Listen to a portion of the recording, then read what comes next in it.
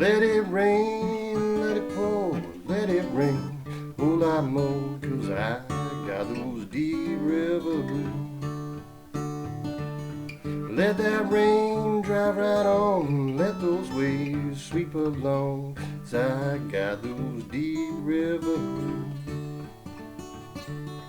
My old gal, she's a good old pal, she walks just like a waterfowl when I get those deep river blues. Ain't nobody cry for me, all the fish go upon a spree when I get those deep river blues.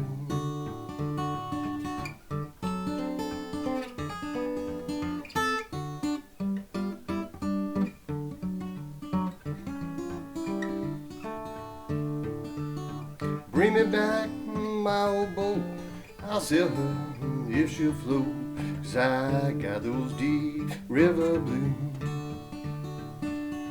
I'm on back to Muscle Shoals, times are better there I'm told, 'cause I got those deep river blues. Let it rain, let it pour, let it rain, a whole lot more, 'cause I got those deep river blues. Let that rain drive right on, let those waves sweep along, 'cause I got those deep river blues.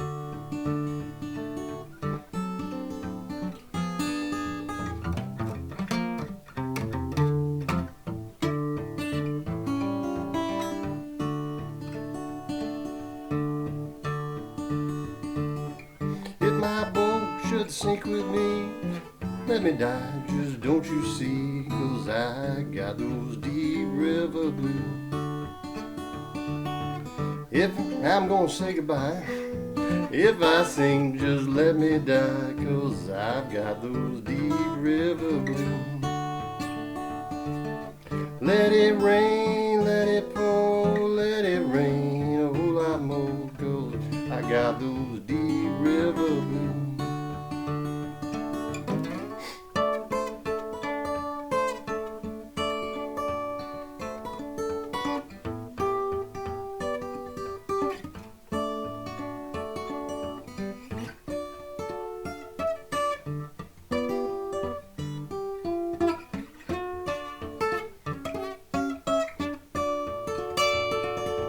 Let it rain, let it pour, let it rain, a whole lot more, 'cause I got those deep river blues. Let that rain drive right on, let those waves sweep along, 'cause I got those deep river blues. All right, Deep River Blues.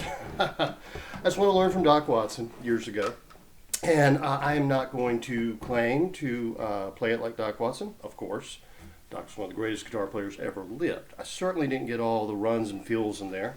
The one I did, I don't know if it came through real clear. It was just, real simple. So, really, I'm going to show you the basics of how to play the song, and I probably do play it a pretty basic way compared to Doc. But I would encourage you to watch some videos and see various versions, because Doc never played the same thing the same way twice either. Pick up what you can, but really, I think I want to emphasize, when it comes to blues, when it comes to old-time music, any folk-style music, it's really never a good idea to try to copy somebody else. Learn the song from them. Learn the basic song. If you learn off a record, you learn in person, you learn on video. But then make it your own. That's how this continues to be a living tradition. If everybody just played the same thing the same way as they heard it before, frankly, that's why bluegrass festivals can get so dang boring. I mean, you got 57 guys trying to play mandolin exactly like Bill Monroe, and 100 more trying to play the banjo exactly like Earl Scruggs. Or you get into the more, contemporary Alison Krauss type or newgrass revival. It's got to be a living tradition. You got to bring your own thing to it. And I'm not trying to knock anybody. I mean, I'm certainly not the musician that a lot of people that sat there and studied every single note Tony Rice ever played or something are, obviously. but it is a living tradition, and you have to make it your own. Even if your own isn't as good as somebody else's, it's still yours. It's still real. So let's get into this a little bit.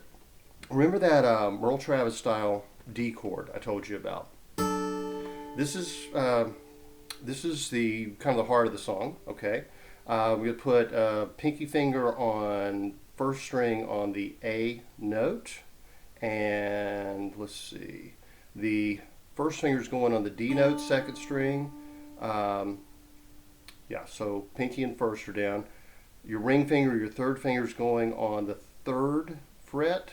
That is what? A, B, C. So it's sort of D7. And then four strings going to an F sharp. So really simple chord. You can find 100 uses for this chord. And it's got a real simple picking pattern. Don't even worry about your bass strings here. If you want to hit them, that's fine. You go.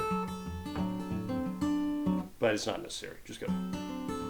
Now we're going to a D flat diminished, which is just slide these two fingers back and then put your middle finger down on the D note again and your first finger down on an F.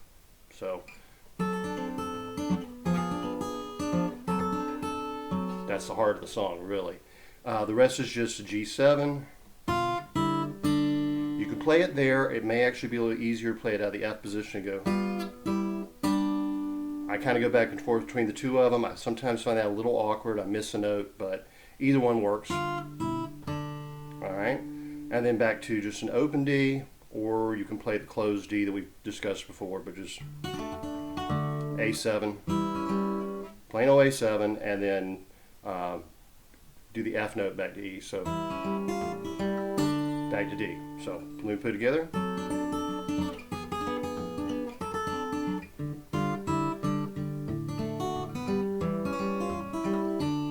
Super simple, okay? And Doc came up with that. The song was actually done by the Delmore Brothers.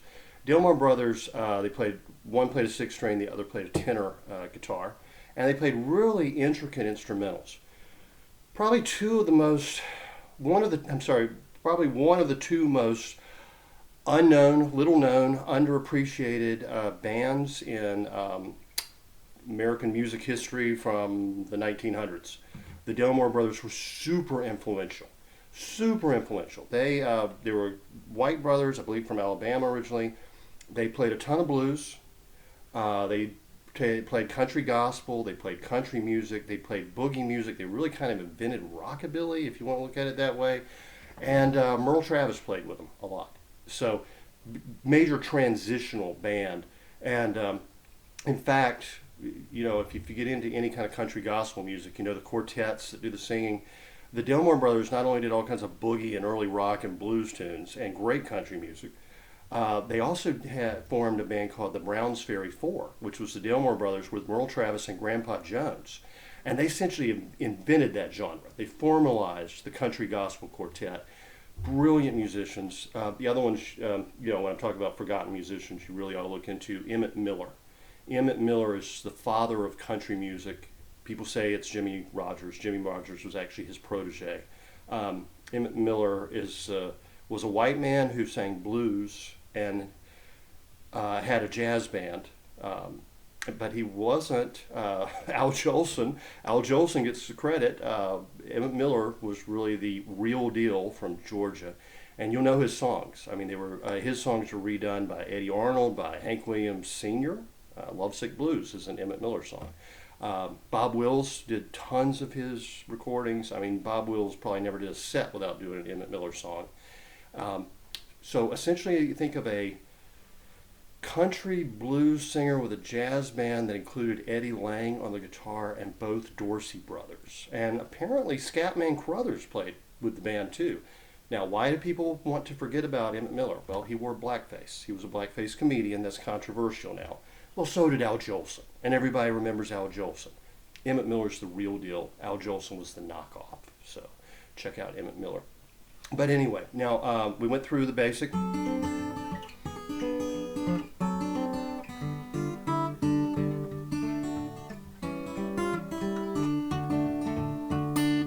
right, now the breaks.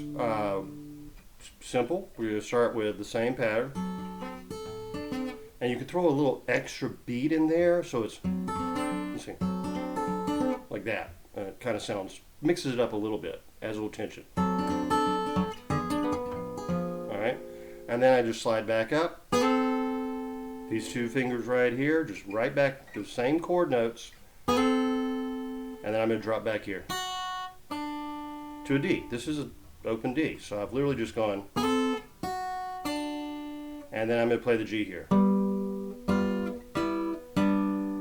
Super simple. I mean, it doesn't get easier than that, right?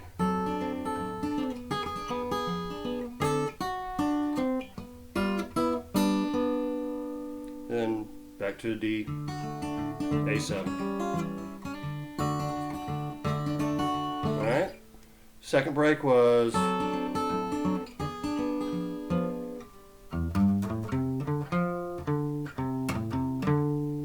I do that with my first finger. You can absolutely do it with your thumb. Doesn't matter a bit. I just like the kind of the snap that my fingernail gives me. So open, or you can start on the G. You can go, or you can go, and that's just G, A, F, G, and then what? I play that? Yeah. Back to F. We're playing the same notes over and over.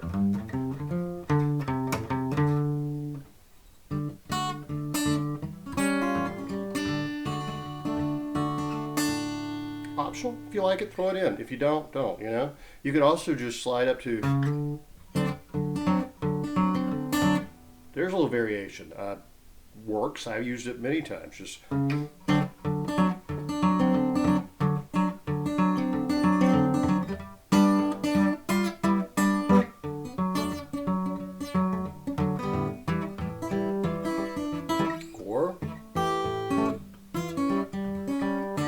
yeah, totally tons of stuff you could do there. Make up your own.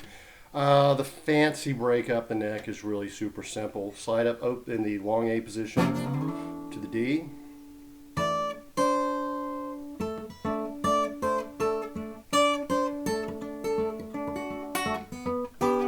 This is G out of the really the D position. All right, but just play it bar across like that.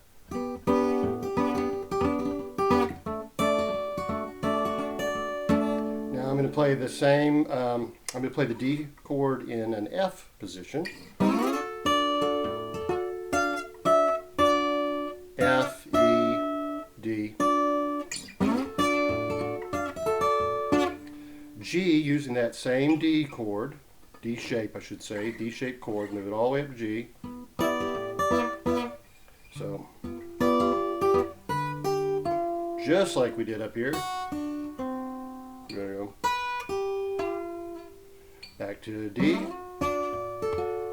and that again we're using that Merle Travis D-shaped chord, moved up to the E,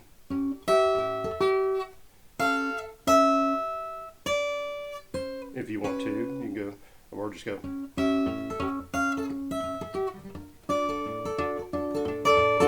See how I put that together.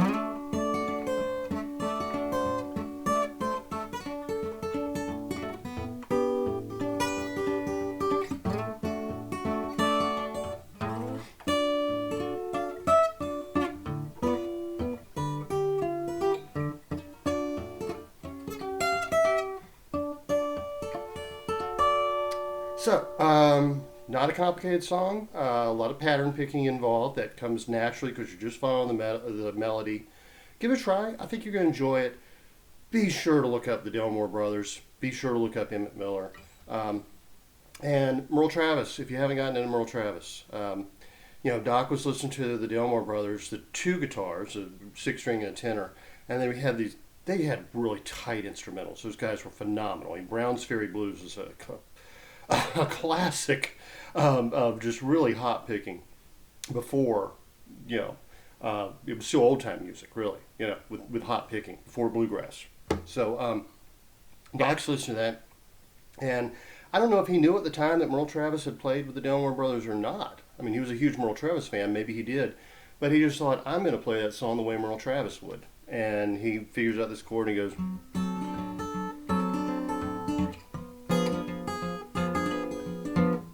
super simple, really, but fun. It's a fun tune. I think you'll enjoy it. I think just play around with it, and I think you'll enjoy it. If you have any questions, just let me know. And also, someone asked what kind of guitar this is. This is my Larrivee. This is my main guitar. I played it every day for about 30 years. Larrivee DO3. Got it when I was 16, maybe 18, probably 18. Got it when I was about 18. It's what do I say? It fits my hands and is essentially an extension of my voice. That's a really important thing. When you learn to play any instrument, always sing the notes, always hum the notes. Like I